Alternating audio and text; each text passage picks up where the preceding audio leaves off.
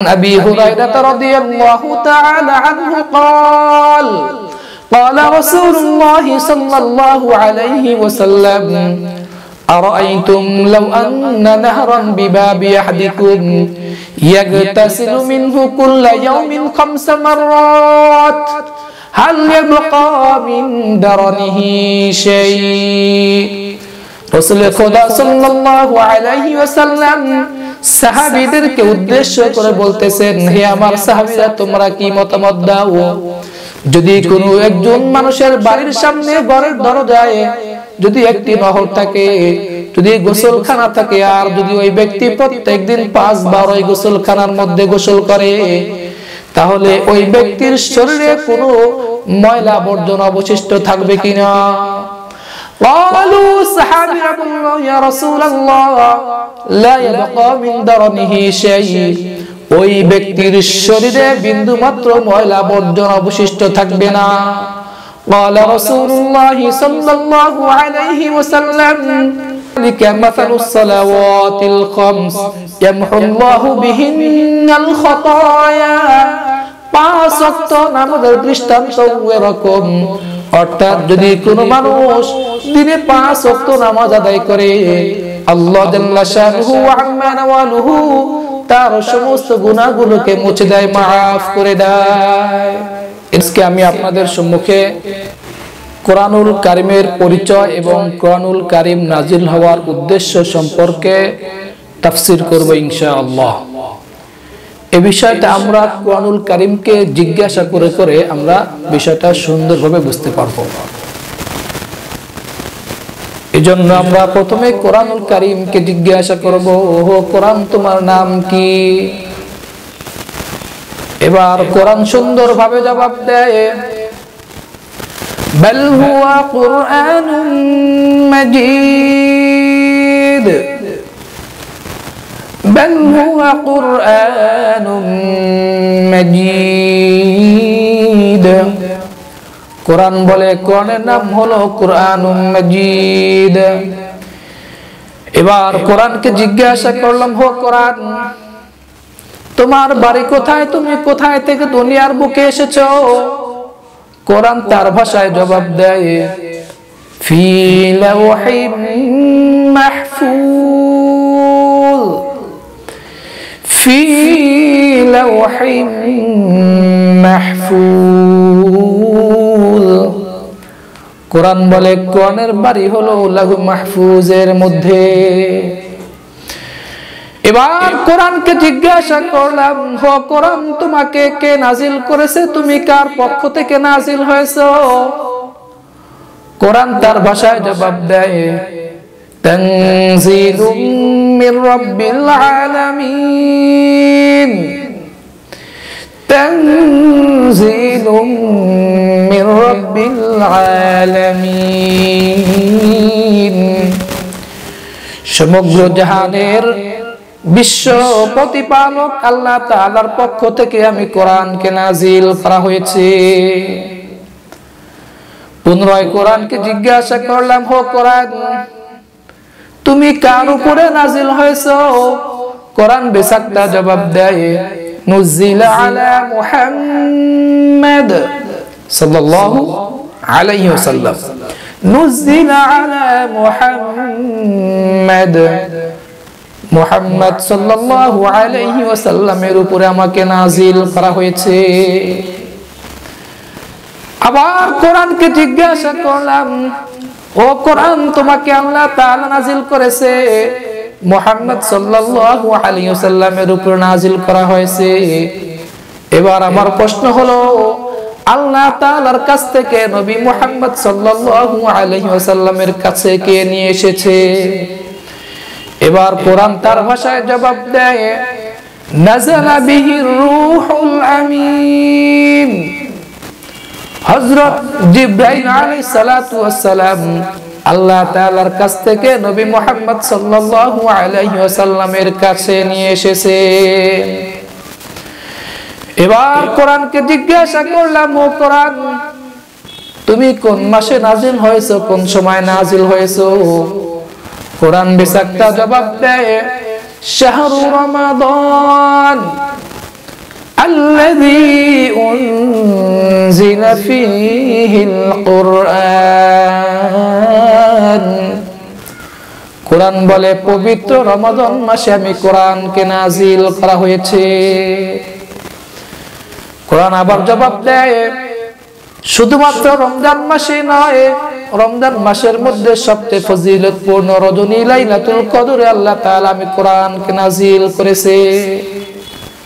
কোরআন বলে দেয়, ইন্না আনজালনাহু ফি লাইলাতিল কদর লাইলাতুল কদরি খায়রুম মিন আলফি শাহর।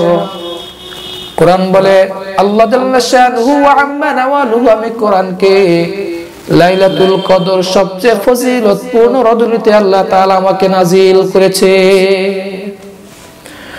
পুনরায় কোরআনকে জিজ্ঞাসা করলাম, হো কোরআন তুমি দুনিয়ার মধ্যে কোন উদ্দেশ্যে নাজিল হয়েছো? কোরআন জবাব দেয়, হুদাল লিল মুত্তাকিন, মুত্তাকিদেরকে পথ প্রদর্শন করার জন্য আমি কোরআনকে আল্লাহ তাআলা নাজিল করে দিয়েছেন। হুদাল লিন্নাস হুদাল লিল আলামিন। আল্লাহ জাল্লা শানুহু ওয়া আম্মা নাওয়ালুহু আমি কোরআনুল কারীমকে দুনিয়ার সমস্ত মানুষের জন্য, সমগ্র বিশ্ববাসীর জন্য আল্লাহ তাআলা পথ প্রদর্শক করে নাজিল করেছে। আবার কোরআনকে জিজ্ঞাসা করলাম, হো কোরআন তুমি যেই উদ্দেশ্যে নাজিল হয়েছো হেদায়েত দেওয়ার জন্য, মানুষকে সৎ পথ প্রদর্শনের জন্য নাজিল হয়েছো, তাহলে তুমি কিভাবে মানুষকে সৎ পথ প্রদর্শন করবে? এবার কোরআন তার ভাষায় জবাব দেয়, ইয়া আইয়ুহাল্লাযীনা আমানু রুকউ ওয়াসজুদু ওয়া'বুদু রাব্বাকুম ওয়াফআলুল খায়র লাআল্লাকুম তুফলিহুন। কোরআন বলে দেয়, হে দুনিয়ার মুসলমান, ইরকাউ ওয়াসজুদু ওয়া'বুদু রাব্বাকুম, তোমরা রুকু করো, তোমরা সিজদা করো, তোমরা তোমাদের রবের ইবাদত করো। ওয়াফআলুল খায়র, শুধু তোমাদের রবের ইবাদত করে ক্ষান্ত হবে না, দুনিয়ার মধ্যে যে ভালো কাজগুলো রয়েছে সেই ভালো কাজগুলো সম্পাদন করো, তাহলে তোমাদের লাভ হবে। লাআল্লাকুম তুফলিহুন, তোমরা উভয় জাহানের মধ্যে অর্থাৎ দুনিয়াতে এবং কাল কিয়ামতের ময়দানে সফলতা অর্জন করতে পারবে। আবার কোরআনকে জিজ্ঞাসা করলাম, হো কোরআন বুঝলাম তুমি আমাদেরকে নামাজের পথ দেখাচ্ছ, ভালো কাজ করতে বলতেছো, আমরা যদি নামাজ আদায় করি আল্লাহ তাআলা আমাদেরকে কি লাভ দিবেন, আমাদেরকে কি লাভ দিবে, আমাদের কি ফজিলত অর্জিত হবে? এবার কোরআন জবাব দেয়, ইন্নাস সালাতা তানহা আনিল ফাহশাই ওয়াল মুনকার, নিশ্চয় যে মানুষটি নামাজ আদায় করবে ওই নামাজ আদায়কারী ব্যক্তিকে দুনিয়ার সমস্ত ফাহিশা অশ্লীল কাজ থেকে তোমাকে বিরত রাখবে। আবার কোরআনকে জিজ্ঞাসা করলাম, হো কোরআন বুঝলাম নামাজ পড়লে নামাজ আমাকে অশ্লীল এবং খারাপ কাজ থেকে বাঁচিয়ে রাখবে, দূরে রাখবে, তাহলে আমি অতীতে যে গুনাহগুলো করেছি আমার সেই গুনাহগুলোর কি অবস্থা হবে? আর কাল কিয়ামতের ময়দানে আল্লাহ তাআলা আমাকে কোথায় প্রবেশ করাবেন? এই প্রশ্নের জবাবে কোরআন বলে, ক্বালাল্লাহু ইন্নী মাআকুম, আল্লাহ তাআলা বলেছেন নিশ্চয় আমি তোমাদের সাথে আছি, তোমাদের সাথে থাকবো, শর্ত হলো কয়েকটি কাজ তোমাদেরকে পালন করতে হবে। আল্লাহ তাআলা বলেন, লাইনা কামতুমুস সালাহ, যদি তোমরা নামাজ আদায় করো, ওয়া আতাইতুমুজ যাকাহ, এবং তোমরা যদি যাকাত প্রদান করো, ওয়া আমানতুম বিরুসুলি, এবং আমি দুনিয়ার মধ্যে যত রাসূল নবী দান করেছি, প্রেরণ করেছি, আমার এই নবী রাসূলদেরকে তোমরা যারা বিশ্বাস করবে, ওয়া আযযারতুমুহুম, এবং তোমরা যারা আমার নবীদেরকে রাসূলদেরকে সম্মান করবে, অন্তর থেকে ভালোবাসবে, মহব্বত করবে, ওয়া আকরাতুমুল্লাহা করদান হাসানা, এবং তোমরা যদি আমি আল্লাহ তাআলাকে করজে হাসানা দাও, উত্তম ঋণ দাও, তাহলে তোমরা জেনে রাখো লাউ কাফফিরান্না আনকুম সাইয়্যাতিকুম, অবশ্যই অবশ্যই আমি আল্লাহ তোমাদের জীবনের সমস্ত গুনাহগুলোকে মুছে দেব, maaf করে দিব। সুবহানাল্লাহ। এ দুনিয়ার মুসলমান এখানে ক্ষান্ত নয়, এখানে শেষ নয়। এরপরে আল্লাহ তাআলা বলেন ওয়ালা উদখিলান্নাকুম জান্নাত ওয়ালা উদখিলান্নাকুম জান্নাতিন তাজরি মিন তাহতিহাল আনহার, অবশ্যই অবশ্যই আমি তোমাদেরকে এমন জান্নাতের মধ্যে প্রবেশ করাবো যেই জান্নাতের পাদদেশ দিয়ে নহর প্রবাহিত হতে থাকবে। এজন্য দুনিয়ার মানুষ কোরআন বলে আমি তোমাদেরকে হেদায়েত দিচ্ছি, তোমরা নামাজ আদায় করবে, তাহলে তোমাদেরকে আল্লাহ তাআলা গুনাহের কাছ থেকে বাঁচিয়ে রাখবে, অতীতের সমস্ত গুনাহগুলোকে maaf করে দিবে। ভবিষ্যতে কাল কিয়ামতের ময়দানে আল্লাহ জাল্লা শানুহু ওয়া আম্মা নাওয়ালুহু তোমাদেরকে জান্নাতের মধ্যে প্রবেশ করিয়ে দিবে। নামাজ আদায় করলে গুনাহ maaf হয়, এই ব্যাপার রাসূল সাল্লাল্লাহু আলাইহি ওয়াসাল্লাম সুন্দর বলেছেন।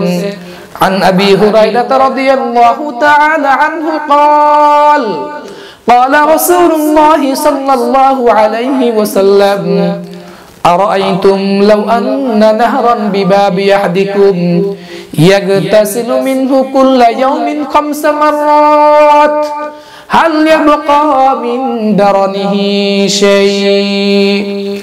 রাসূল খোদা সাল্লাল্লাহু আলাইহি ওয়াসাল্লাম সাহাবীদেরকে উদ্দেশ্য করে বলতেছেন, হে আমার সাহাবীরা, তোমরা কি মতামত দাও, যদি কোনো একজন মানুষের বাড়ির সামনে ঘরের দরজায় যদি একটি নহর থাকে, যদি গোসলখানা থাকে, আর যদি ওই ব্যক্তি প্রত্যেকদিন 5 বার ওই গোসলখানার মধ্যে গোসল করে, তাহলে ওই ব্যক্তির শরীরে কোনো ময়লা বর্জন অবশিষ্ট থাকবে কিনা?